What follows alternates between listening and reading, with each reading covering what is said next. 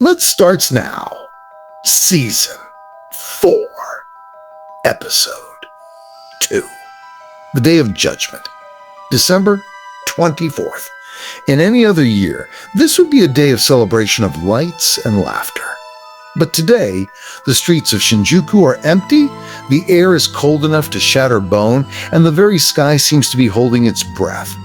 For 1 month, the world has waited for this moment. The training is over. The vows have been made. Satoru Gojo and Ryomen Sukuna, the 2 pillars of strength that have defined the history of sorcery, are finally standing on the same battlefield. There are no more words, no more threats, and no more delays. Only the sound of a heartbeat and the hum of infinite power.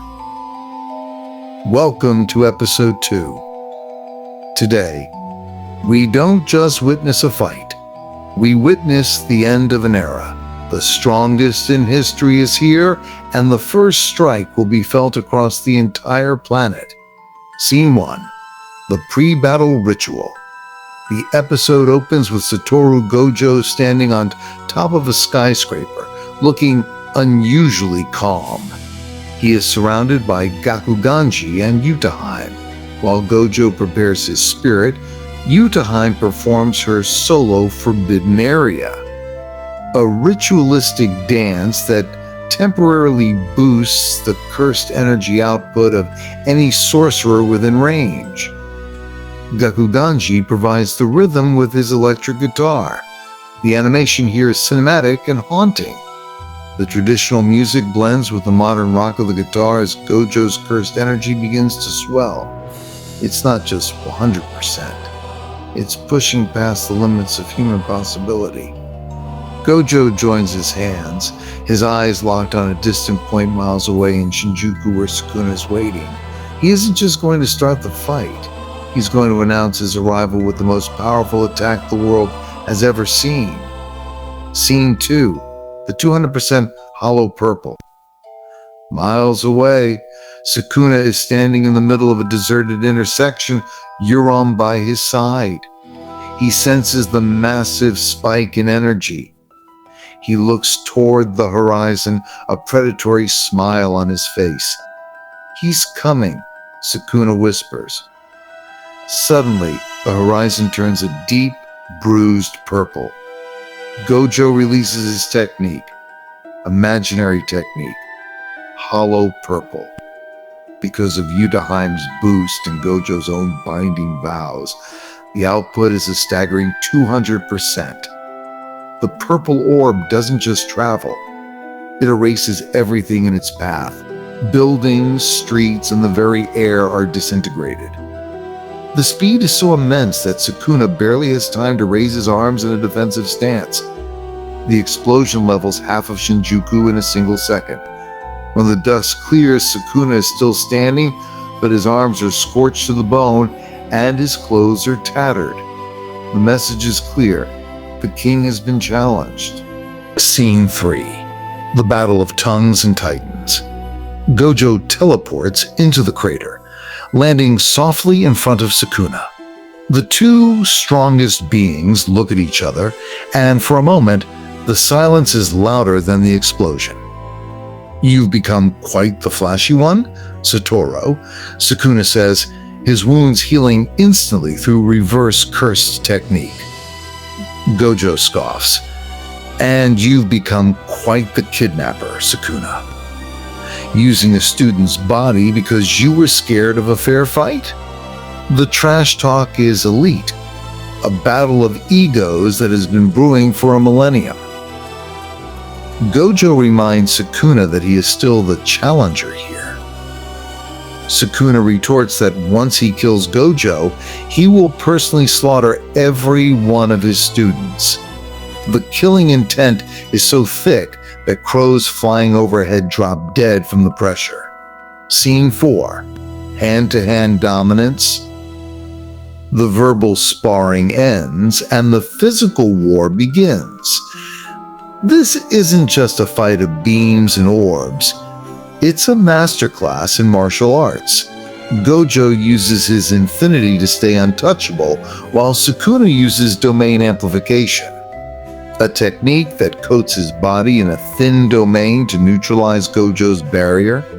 The choreography is fast and brutal.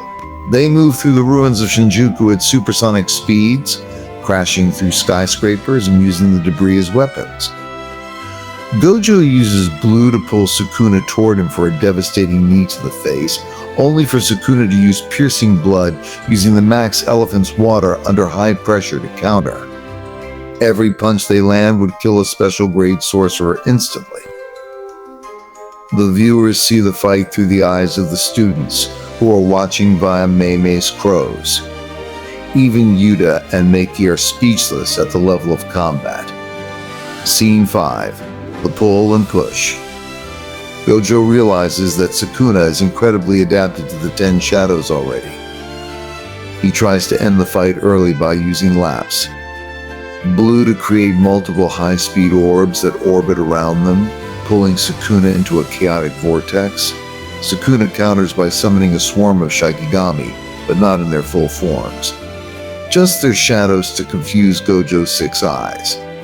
Sukuna attempts to use Cleave, but Gojo's infinity is too perfect.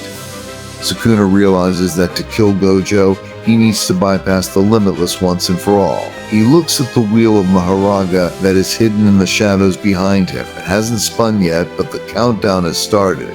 Every time Gojo uses a technique, the wheel moves closer to adaptation. Gojo notices the wheel and realizes the danger.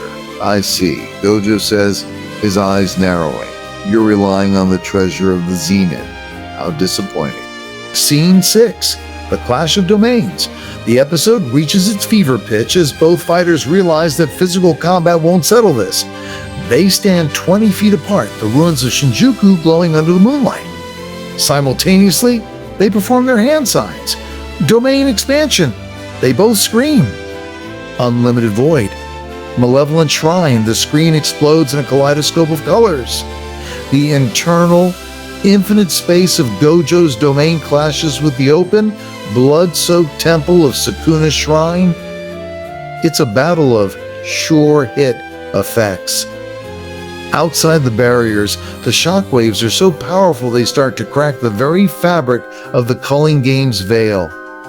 The narrator's voice returns, chilling and precise. When two domains of this caliber collide, the one with the more refined technique will win.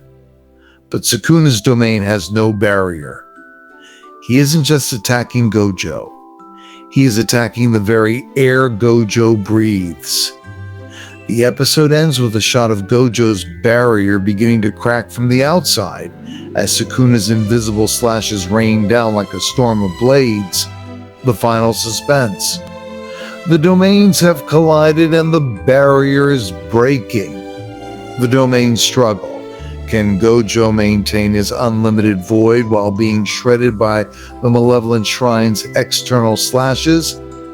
The adaptation. How many spins does the Maharaga wheel have left before Gojo's infinity becomes useless? The students' horror.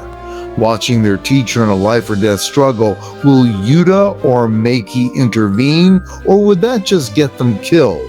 If you're on the edge of your seat, smash that like button and subscribe. We are in the heart of the greatest fight in manga history. Press the bell icon for episode 3, where Gojo survives the shrine in a way no one expected. Who do you think has the more refined domain? The god or the king? Let us know in the comments. End of episode 2.